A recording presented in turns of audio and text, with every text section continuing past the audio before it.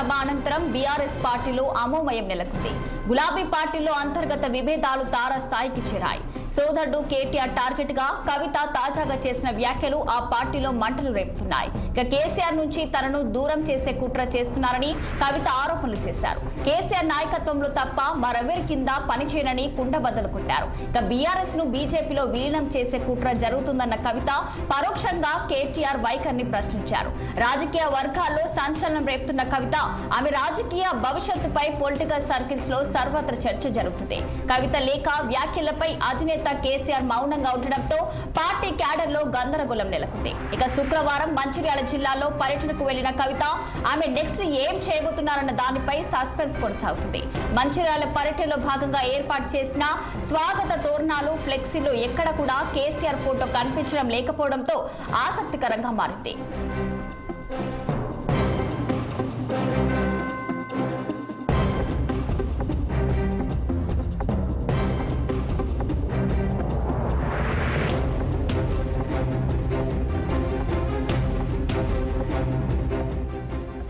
ఎల్కతుర్తి రజతోత్సవ సభ అనంతరం బీఆర్ఎస్ పార్టీలో అమోమయం నెలకొంది. ఇక గులాబీ పార్టీలో అంతర్గత విభేదాలు తారాస్థాయికైతే చేరుకున్నాయి. ఇక ఇదే అంశంపై మరింత సమాచారం మా political bureau chief Ram live లో అందించేందుకు సిద్ధంగా ఉన్నారు.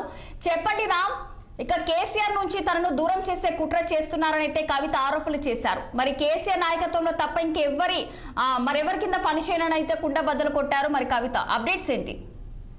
రచన ఏదైతే బీఆర్ఎస్ పార్టీలో ఎలకతుర్తి రజతోత్సవ సభ అనంతరం బీఆర్ఎస్ పార్టీలో అంతర్గత ముసలం ప్రారంభమైందని చెప్పి అనుకోవాలి.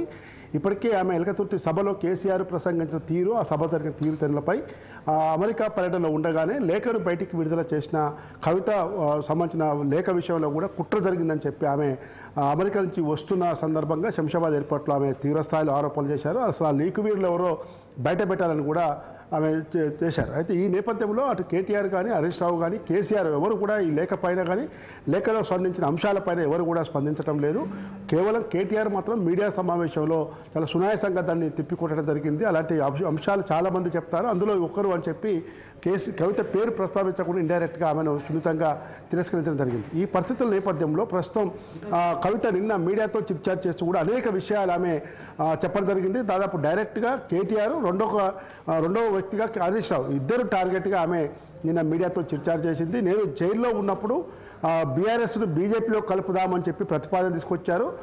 దానికి నేను తిరస్కరించాను. ఇంకా ఒక సంవత్సరం అయినా జైల్లో ఉంటాను తప్ప బీఆర్ఎస్ పార్టీ ఎట్టి పరిస్థితిలో కూడా అటు కాంగ్రెస్లో కానీ బీజేపీలో కానీ కలిపే ప్రసక్తి లేదు, ఒప్పుకోనని చెప్పి ఆమె స్పష్టం చేసింది. ఇదే విషయాన్ని నేను పార్టీ అధినేత కేసీఆర్ కూడా చెప్పానని చెప్పి లిక్కర్ కేసు సందర్భంగా కూడా ఎమ్మెల్సీకి పార్టీకి రాజీనామా చేస్తానని చెప్పి ఆమె చెప్పిన సందర్భాన్ని కూడా కేసీఆర్కు చెప్పిన సందర్భాన్ని కూడా గుర్తు చేస్తూ జరిగింది. అయితే కాళేశ్వరం కమిషన్ విషయంలో కేసీఆర్కు ఒక 10 ఏళ్ళు ముఖ్యమంత్రిగా ఉండి తెలంగాణ ఉద్యమంలో కీలక పాత్ర పోషించి తెలంగాణ రాష్ట్రం సాధించిన కేసీఆర్కు కాళేశ్వరం కమిషన్ నోటీసులు ఇస్తే కనీసం బీఆర్ఎస్ పార్టీ ఎక్కడ కూడా స్పందించలేదు. తెలంగాణ జాగృతిగా నేనే స్పందించాల్సి వచ్చింది. పార్టీ ఏమవుతుంది, అసలు పార్టీలో ఏం జరుగుతుంది, నాయకత్వ బాధ్యతలో ఉన్న వ్యక్తులు ఏం చేస్తున్నారని కూడా ఆమె స్పష్టంగా చెప్పడం జరిగింది. ఈ నేపథ్యంలోనే కేటీఆర్ అటు హరీష్ రావు టార్గెట్గా నిన్న ఆమె పేర్లు ప్రస్తావించకుండా ఇండైరెక్ట్గా కేటీఆర్ టార్గెట్గా మాత్రం అనేక కామెంట్లు చేసింది. బీఆర్ఎస్ పార్టీ నాయకత్వం ఘోరంగా విఫలమైంది కాబట్టి ప్రధాన బాధ్యతలు నేను ఇస్తే పనిచేస్తాను, ఖచ్చితంగా నాకు నాయకుడు కేసీఆర్ తప్ప మిగతా ఎవరు లేరు, నేను కేసీఆర్ దగ్గరనే పనిచేస్తాను, మిగతా ఎవరి కింద పనిచేయడానికి సిద్ధంగా లేను, అవసరమైతే నా దారేంటో నేను చూసుకుంటానని కూడా ఆమె స్పష్టం చేయడం జరిగింది. కాబట్టి బీజేపీ ఒకవైపు కాంగ్రెస్లో కవిత చేరుతారని చెప్పి మీడియాలో వస్తున్న వార్తలకు కూడా ఆమె తీవ్రతలో స్పందించడం జరిగింది. నేను ఏ పార్టీలో చేరను, ఎవరి కింద పనిచేయను, కేసీఆర్ నాయకత్వంలోనే పనిచేస్తానని చెప్పి ఖచ్చితంగా తెలంగాణ జాగృతిగా 19 సంవత్సరాలుగా నేను అనేక అంశాలపై పోరాడుతూ ఉన్నాను. ముఖ్యంగా సామాజిక తెలంగాణ విషయంలో బీఆర్ఎస్లో గట్టిగా పోరాడతాను, సామాజిక తెలంగాణ కోసం ఎంత దాకైనా పోతానని చెప్పి ఆమె స్పష్టం చేయడం జరిగింది.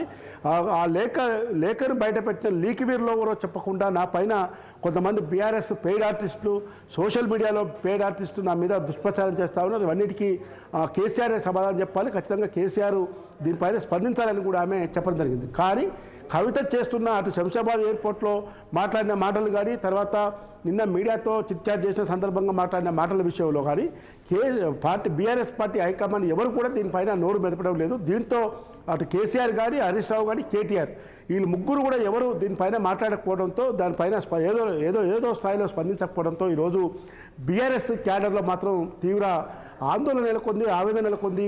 ఏ విధంగా స్పందించాలి? ఒకవైపు బీఆర్ఎస్ పార్టీ రాష్ట్రంలో అధికారంలో కోల్పోయి ప్రతిపక్ష పార్టీగా ఈరోజు మంచి జోష్ మీద ఉన్న పార్టీలో కవిత ముసలం పెద్ద నష్టం అని చెప్పి భావిస్తూ ఉన్నారు. ఖచ్చితంగా రెండు జాతీయ పార్టీలు బీఆర్ఎస్ను విచ్ఛిన్నం చేసే కుట్ర చేస్తున్నాయని చెప్పి క్యాడర్లో చాలామంది ఆవేదన వ్యక్తం చేస్తూ ఉన్నారు.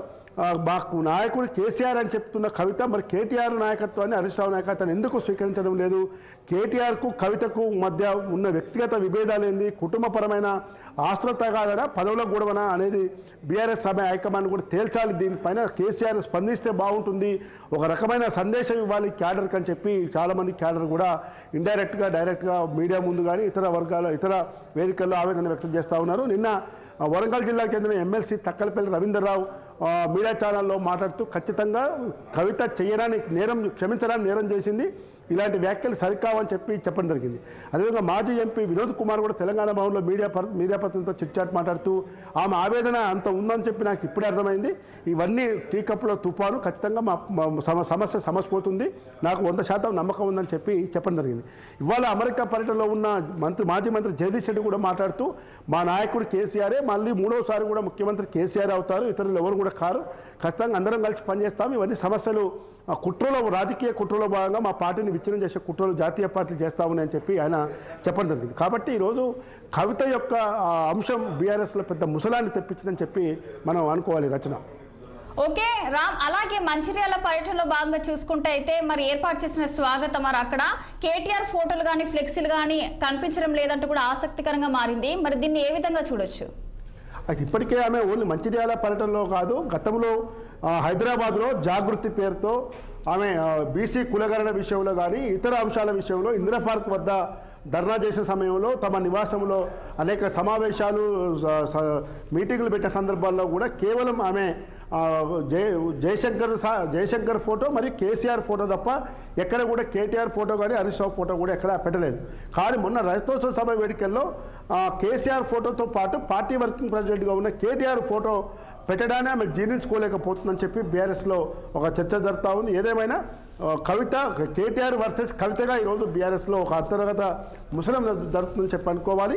అమెరికా పర్యటనలో ఉన్న కేటీఆర్ 3వ తేదీన హైదరాబాద్కు వస్తారు. అదేవిధంగా 5వ తేదీన కాళేశ్వరం కమిషన్ ముందు కేసీఆర్ హాజరవుతారు. కేసీఆర్ హాజరై కాళేశ్వరం ప్రాజెక్టు విషయంలో మేడిగడ్డ అన్నారం సుందిల్ల బ్యారేజీల విషయంలో కాంగ్రెస్ ప్రభుత్వం చేస్తున్న కుట్రలను ఆయన ఛేదిస్తాడు. ఖచ్చితంగా వారికి సమాధానం చెప్పేందుకే కమిషన్ ముందు వస్తున్నారని చెప్పి తెలుస్తూ ఉంది. ఆ రోజు కేటీఆర్, కవిత, హరీష్ రావు వీళ్ళందరూ కేసీఆర్ వెంట వస్తారా, అసలు ఎవరు వస్తారా అనేది మాత్రం మనం 5వ తారీఖున వేచి చూడాలి. Okay, thank you for the updates Ram.